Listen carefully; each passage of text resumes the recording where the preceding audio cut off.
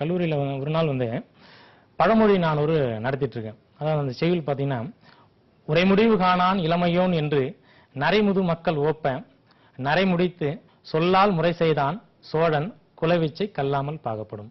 இது வந்து செய்யுள் வரி. அதாவது கடைசி வரிதான் கல்லாமல் பாகப்படும். அதுதான் பழமொழி. இந்த பழமொழியை மையமாக வைத்து ஒரு வரலாற்று நிகழ்வு இருக்குது.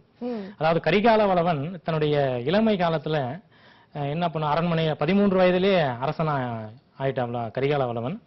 கரிகால வளவனை தேடி 2 விவசாயிகள் வராங்க. அப்படி விவசாயிக்கு வரும்போதே என்ன குறைன்னா, அவங்களுக்கு வந்து ஒரு விவசாயி இன்னொரு விவசாயி கிட்ட நிலத்தை வித்திருக்காரு.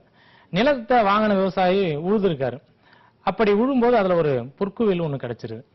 அப்போ நிலத்தை வாங்கினவரு நிலத்தை வித்துவர்கிட்ட போய் சொல்றாரு, ஐயா அது மாதிரி உங்ககிட்ட இருந்தா நிலம் வாங்கினேன், இது வந்து இந்த பொற்குவில் வந்து உங்களுக்கு தான் சொந்தம் அப்படின்னு.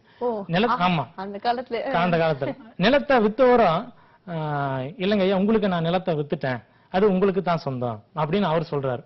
இரண்டு பேருக்குமே ஒரு போட்டி, யாரு வந்து அந்த பொற்குவியில வச்சுக்கிறது அப்படின்னு ஒரு போட்டி. உடனே அந்த 2 பெரியவர்கள் என்ன பண்றாங்க, சரி நம்ம மன்னங்கிட்டே போயிட்டு சொல்லலாம் அப்படின்ட்டு மன்னங்கிட்ட போறாங்க. அப்படி மன்னங்கிட்ட போகும்போது மன்னன் பார்த்தா ஒரு சிறிய வயதுல ரொம்ப சிறிய 13 வயதிலே